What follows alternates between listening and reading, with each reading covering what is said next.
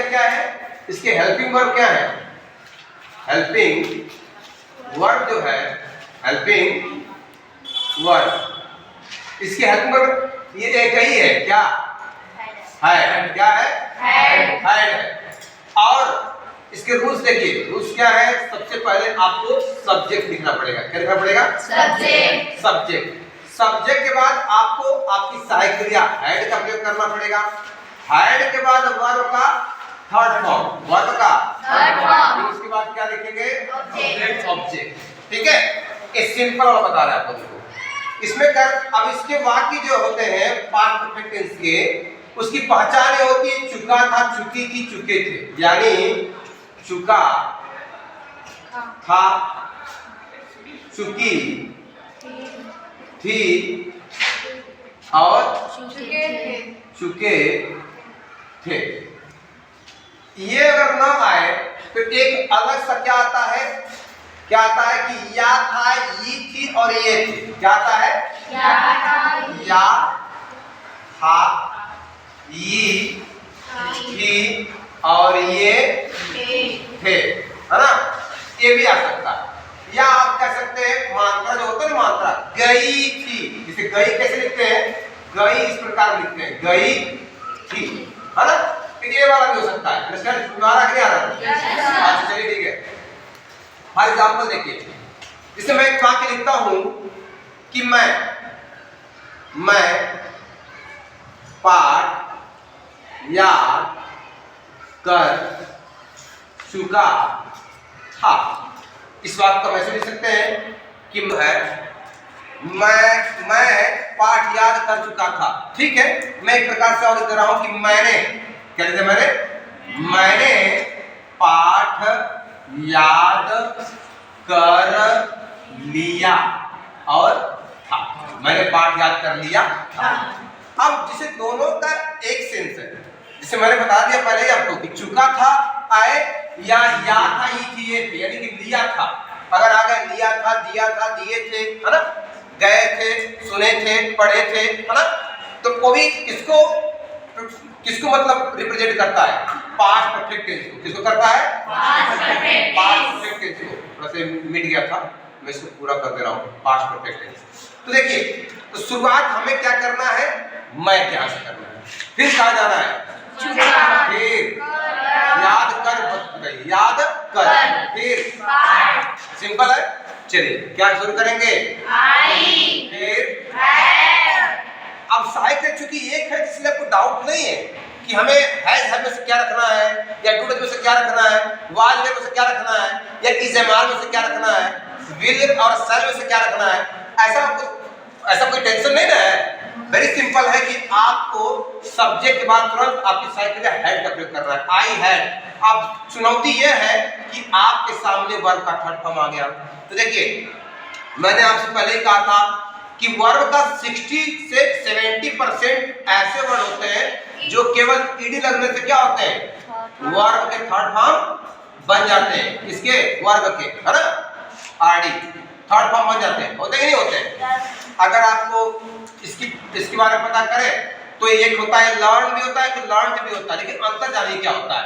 अगर हमने LEARNT learn लिख दिया और मैंने भी ये कर दिया LEARNED लर्न, तो दोनों में अंतर ये है कि ये क्रिया है और ये लेकिन एडजेक्टिव है।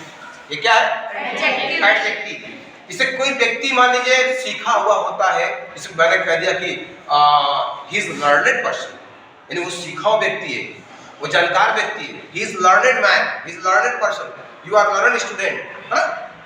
तो लर्नेड मतलब ये होगा, लेकिन लर्न का मतलब ये नहीं होगा।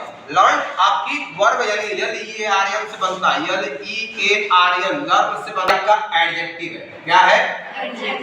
एडजेक्टिव। एक अंतर है बाबू, ठीक है ना? जैसे एडजेक्टिव किसी क्रिया बना सकते हैं आप, जैसे प्ले है, प्ले माने खेलना, प्लेयर कर देंगे एडजेक्टिव बन जाएगा। प्लेयर कर देंगे क्या बन जाएगा? एडजेक्टिव बन जाएगा। और जैसे मान लीजिए चाइल्ड है, तो चाइल्ड और बच्चा होता है, लेकिन चिल्ड्रन कहेंगे बच्चे, तो ये जानते हैं कि नाउन हो जाएगा। क्या हो जाएगा? नाउन। और चाइल्ड जो है आपका एडजेक्टिव का भी काम करेगा। किसका काम करेगा? एडजेक्टिव का भी काम करेगा। और एक बात और भी है, अगर आप चाइल्डहुड कह देंगे, जानते हो क्या बन जाएगा? वो आपका अब्स्ट्रैक्ट नाउन बन जाएगा। क्या बन जाएगा? अब्स्ट्रैक्ट नाउन, भाववाचक संज्ञा जिसे कहते हैं। चलिए, आई हैड, अब मैंने बता दिया, याद कर चुका क्या? एक वर्ब है, चूंकि क्या है? क्यों? क्योंकि मैंने लिखा है रूल में सब्जेक्ट फिर हैड और फिर वर्ब का थर्ड फॉर्म। तो I had learn, I had learn क्या? लेसन। मुझे नेगेटिव पर बोलना नहीं पड़ेगा। अगर मैं नेगेटिव पर बताऊं आपको, क्या बताना पड़ेगा? क्या नेगेटिव? सर मैं किसी बच्चे से मतलब आप पूछ सकते हैं नेगेटिव के बारे में, तो मैं किसको चाहते हैं खड़ा करना? जिसको आप करना दीजिए। हाँ, मैं पाठ याद नहीं कर चुका था। जोर से बोलिए। मैं पाठ याद नहीं कर चुका था। हाँ, मैं पाठ याद नहीं कर चुका था, तो क्या बनेगा? I had not learned lesson. Yes, I had not learned lesson. यानी कि हमने आपको भली भांति बताया है कि पॉजिटिव का नेगेटिव बनाना होगा। किसका?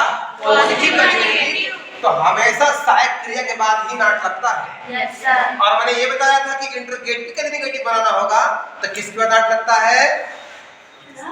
अगर मुझे इंटरोगेटिव का नेगेटिव बनाना हो तो किसके बाद नाट लगता है? जोश बोलिए। सब्जेक्ट के बाद। अंडरस्टैंड है बच्चे? इधर आइए।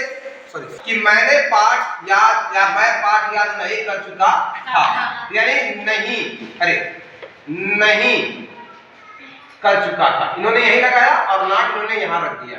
अंडरस्टैंड? Yes, sir. तो सर अब आप, मैं चाहता हूँ कि इंटरोगेटिव का भी जो है किसी बच्चे से अब बैठिए। Thank you. नहीं याद रहे, नहीं वाला काम खत्म हो गया। अब इंटरोगेटिव की बारी आ रही। क्या मैं पाठ याद कर चुका था? हाँ, Had I learned lesson? Very good. Had I learned lesson?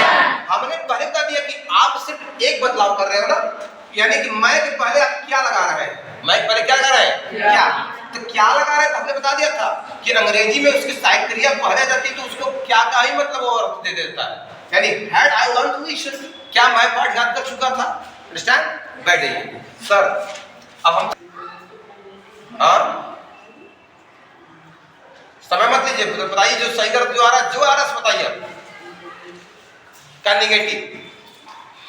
क्या मैं पाठ याद नहीं क्या मैं पाठ याद नहीं कर चुका था? Very good. हाँ, Had I हाँ, not learned lesson? Well done, sit down. बहुत सुंदर। देखिए सर, अब हमें हेड आई लर्न, बैठिए। बहुत अच्छे सर, पॉज करने के लिए